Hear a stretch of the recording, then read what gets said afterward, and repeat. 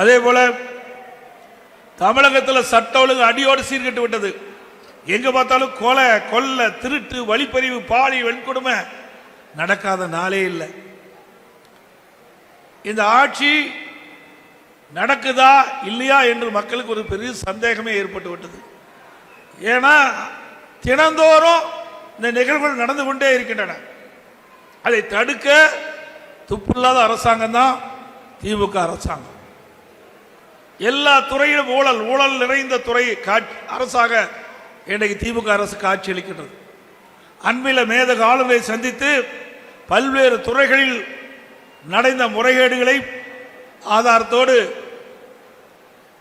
மேதக ஆளுநரிடத்தில் நாங்கள் சமர்ப்பிக்கப்பட்டோம். அதை விசாரிக்க வேண்டும் என்று வலியுறுத்தியிருக்கின்றோம். சுமார் 4 லட்சம் கோடி இந்த 4.25 ஆண்டு காலத்தில் இந்த திராவிட முன்னேற்ற கழக ஆட்சியில் ஊழல் நடைபெற்றிருக்கின்றது. இன்றைக்கு மத்தியில் இருக்கின்ற இடி நகர்ப்புற உள்ளாட்சி துறையில், குடிநீர் வழங்கல் துறையில் பல்வேறு முறைகேடுகள் நடைபெற்றதாக அரசுக்கு அறிக்கை அனுப்பப்பட்டு அறிக்கையின் அடிப்படையில் எஃப்ஐஆர் பதிவு செய்ய வேண்டும் என்று கேட்டுக்கொண்டிருக்கின்றார்கள். 2 முறை இடி மாநில அரசுக்கு அறிக்கை அனுப்பப்பட்டிருக்கின்றது. ஆனால் மாநில அரசு அதற்கு உண்டான நடவடிக்கை எடுக்கப்படவில்லை. அதனால இன்னைக்கு நீதிமன்றமே அதை தலையிட்டு அந்த விசாரணை இன்னைக்கு நடைபெற்றுக் கொண்டிருக்கின்றது. அது மட்டுமல்ல, உங்களுக்கு நன்றாக தெரியும், அதிமுக ஆட்சியில் சேலம் மாவட்டம் எந்த அளவுக்கு வளர்ந்திருக்கின்ற நன்றாக தெரியும். நம்முடைய ஓமலூரிலிருந்து மேச்சேரி வரை அற்புதமான சாலை, 4 வழி சாலை சிறப்பாக அமைச்சு கொடுத்திருக்கிறோம். ஓமலூரிலிருந்து சங்ககிரி, சங்ககிரியிலிருந்து திருச்செங்கோடு 4 வழி சாலை, பிரம்மாண்டமான சாலை, போக்குவரத்து நெரிசல் இல்லாமல் செல்லலாம். அந்த சாலையும் செஞ்சு கொடுத்திருக்கிறோம். காடையாம்பட்டியை தலைமையிடமாக கொண்டு புதிய தாலுகா கட்டி கொடுத்திருக்கிறோம். ஓமலூர் மருத்துவமனை கூடுதல் கட்டிடம், தாலுகா அலுவலகம் புதிய கட்டிடம். அம்மாவுடைய அரசு இருக்கின்ற பொழுது ஏழை மக்கள் அதிக வசிக்கக்கூடிய பகுதியை தேர்ந்தெடுத்து அந்த பகுதியிலே அம்மா மினிக்கிளை கொண்டாந்தோம். திரு ஸ்டாலின் அரசாங்கம் அதை கூட பொறுத்துக் கொள்ள முடியாம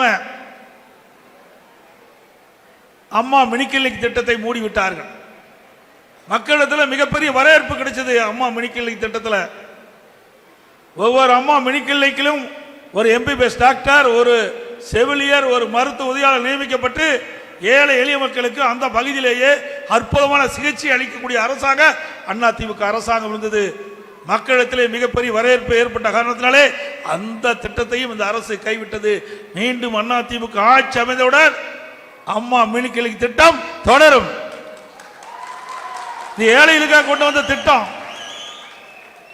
திராவிட முன்னேற்ற கழக ஆட்சியில் எந்த ஒரு புதிய திட்டத்தையும் இதுவரை கொண்டு வரவில்லை. 100 ஏரி திட்டம் பிரமாண்டமான திட்டம். சேலம் மாவட்டத்தில் 4 சட்டமன்ற தொகுதியில் இருக்கின்ற 100 வறண்ட ஏரிகளுக்கு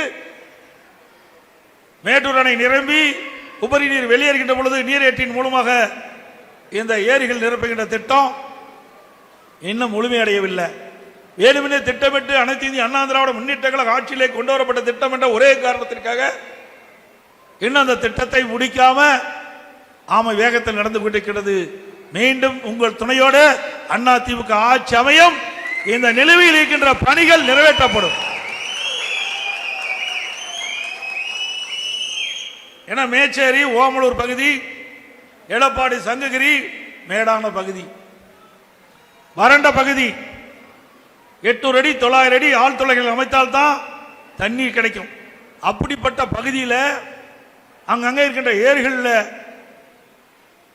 உபரி நீரை நிரப்புகின்ற பொழுது நிலத்தடி நீர் உயர்ந்து விவசாயத்திற்கு தேவையான நீர் கிடைப்பது, குடிப்பதற்கு தேவையான நீர் கிடைக்கும். அற்புதமான திட்டம். அந்த திட்டத்தை கூட நிறைவேற்ற மனமில்லாத அரசாங்கம் தான் திரு ஸ்டாலின் அரசாங்கம். எவ்வளவு கஷ்டப்பட்டு நாங்கள் கொண்டாந்தோம். நல்லது செஞ்சது சரித்திரமே கிடையாது. திராவிட முன்னேற்ற கழக அரசு மக்களுக்கு நல்லது செய்த சரித்திரமே கிடையாது. எந்தெந்த வகையிலே ஊழல் செய்ய முடியுமோ அத்தனை வகையில் ஊழல் செய்து கொண்டிருக்கின்றார்கள். இன்றைய தினம் கூட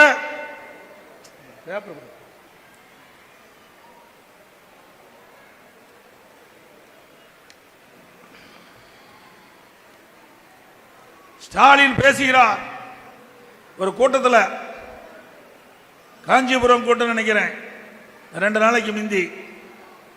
எடப்பாடி பழனிசாமி 10 தோல்வி கண்ட பழனிசாமி. ஸ்டாலின் அவர்களே, 2011ஆம் ஆண்டு சட்டமன்ற தேர்தல் உங்க தந்தையும் உயிரோடு இருந்தார், நீங்களும் இருந்தீர்கள்.